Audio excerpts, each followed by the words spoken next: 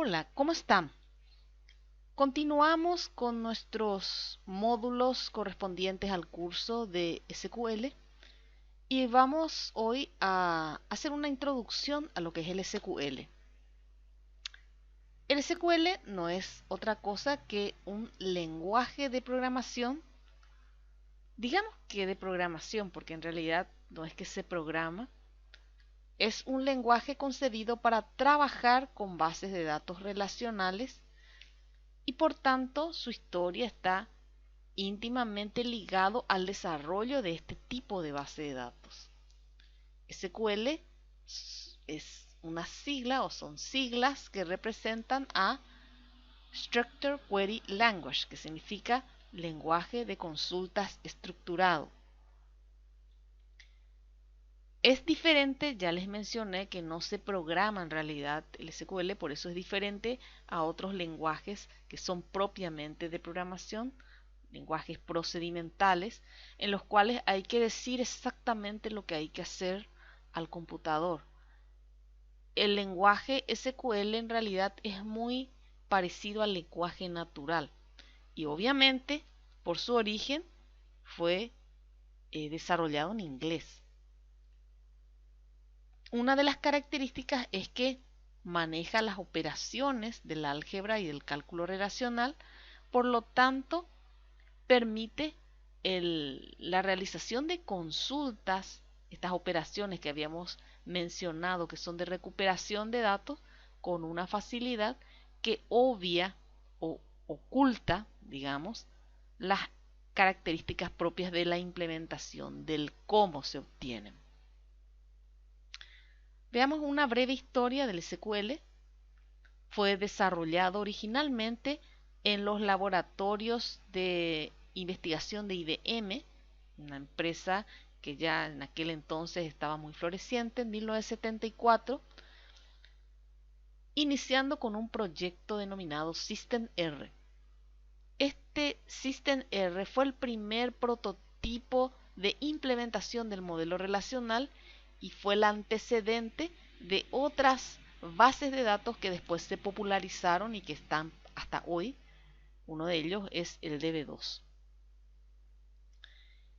En realidad, el lenguaje de recuperación para las operaciones del modelo relacional se llamó SQL, que es Structured English Query Language, ¿sí? Y posteriormente pasó a llamarse SQL.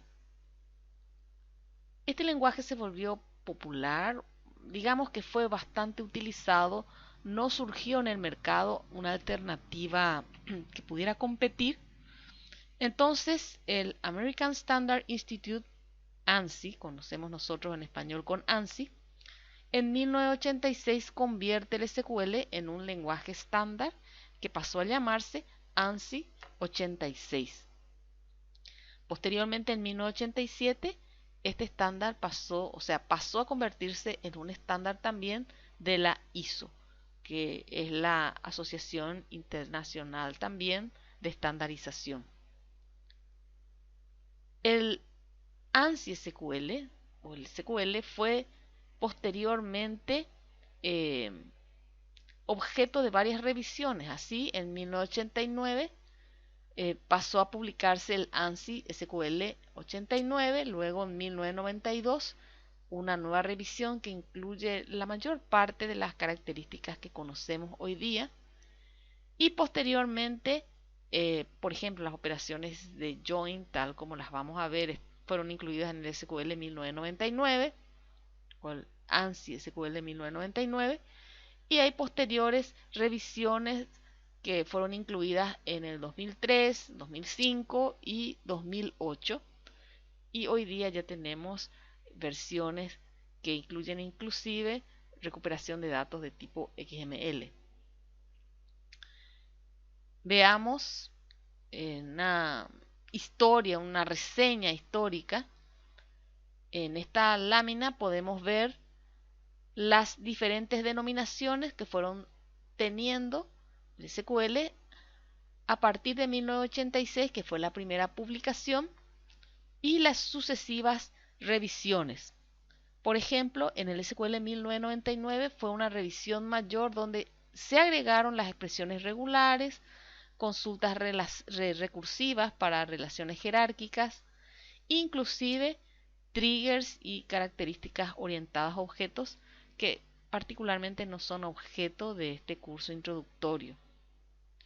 Y así vemos, por ejemplo, que en el 2003 se introducen características de recuperación de datos XML y hasta la versión que tenemos, que es la de 2008, donde se incluyen algunas características adicionales. El SQL tiene una subclasificación en los lenguajes particulares para cada tipo de acción que se ejecuta en la base de datos.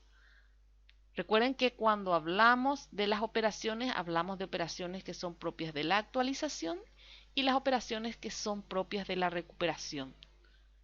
Pero hay otro grupo de cláusulas o sentencias del SQL que corresponden a la definición de las estructuras. Veamos, entonces, tenemos el subconjunto de sentencias que corresponden a la manipulación de datos. Se llama DML, Data Manipulation Language. Incluye las sentencias entonces que permiten consultas y todas aquellas operaciones que sirven para actualizar, borrar, insertar filas dentro de la base de datos. En realidad, estrictamente, la operación de selección o de recuperación, hay algunos autores que la incluyen en un conjunto separado, como si fuera, digamos, propio de solamente recuperación, y DML queda solamente para aquellas operaciones que sirven para actualizar información en las tablas. Sin embargo, en este curso la incluimos a la sentencia select como parte de la clasificación de las sentencias DML. Veamos entonces que en el SQL las operaciones son select, insert, update y delete. ¿Sí? Estoy mencionando en español, digamos, tal como se escribe. El siguiente subconjunto corresponde al lenguaje o cláusulas, sentencias que corresponden a la definición de datos y son las que nos permiten definir el esquema. ¿Se acuerdan? El esquema corresponde a la descripción de la tabla, la determinación de los atributos, las características de tales atributos, ¿sí? Entonces, en este subconjunto tenemos las sentencias create, alter, drop, rename, truncate y comment. Create para crear objetos, particularmente vamos a hablar de tablas. Alter para modificar, por ejemplo, agregarle una nueva columna. Drop para eliminar. Rename para cambiar el nombre. Truncate para eliminar todos los elementos de una tabla. Y comment para agregar comentarios, es decir, para documentar para qué sirve una tabla y para qué sirve una columna. Entonces, todas estas sentencias corresponden al conjunto de Data Definition Language o lenguaje de definición de datos. Tenemos también el subconjunto de Data Control Language, o sea, lenguaje de control de datos, corresponde básicamente al control de acceso y nos permite dar concesión a un usuario o a un grupo de usuarios para acceder a nuestras tablas que fueron creadas en nuestro esquema. Entonces tenemos grant, que significa conceder, y revoke, que significa suprimir un privilegio, ¿sí? También dentro de este mismo conjunto de Data Control Language tenemos las sentencias de control de transacciones que permiten controlar efectivamente que se confirmen los cambios realizados con las sentencias DML. Entonces, esta sentencia es la sentencia commit. Tenemos también en este subconjunto rollback y savepoint. Rollback revierte todos los efectos de sentencias antes de hacer un commit, y savepoint lo que hace es marcar un punto de la transacción al que se puede regresar, ¿sí? Es algo parecido a lo que se hace con el, digamos, con la calculadora, que nos permite marcar en un cierto punto para retroceder y borrar solamente las últimas cosas que hemos hecho. Más adelante, cuando tratemos cada una de estas sentencias, las vamos a entender y explicar con mayor detalle, ¿sí?